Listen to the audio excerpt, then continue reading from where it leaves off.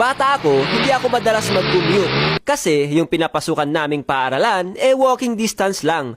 Wala pa sigurong 3 minuto, nandun na ako. Kaya nung elementary at high school days ko, hindi ko masyado pinoproblema ang gumising ng maaga at pag-commute. Naalala ko pa nga, pinaparinggan kami ng mga teacher namin dati. Kung sino pa yung malalapit ng bahay, sila pa yung late. Aminado naman ako. Hindi ko nga alam kung ilan na nasayang kong 1/8 paper kakalista ng pangalan ko sa guardhouse.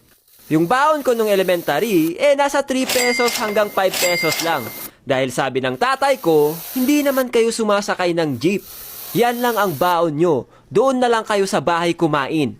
Okay lang naman sa akin kasi may nabibili pa naman ang 5 pesos na baon nung panahon namin. Ewan ko na lang ngayon, baka 2 fishball na lang mabili mo niyan. Minsan, umuwi kami ng probinsya. At dahil wala naman kaming sasakyan, sumasakay kami ng bus. At alam nyo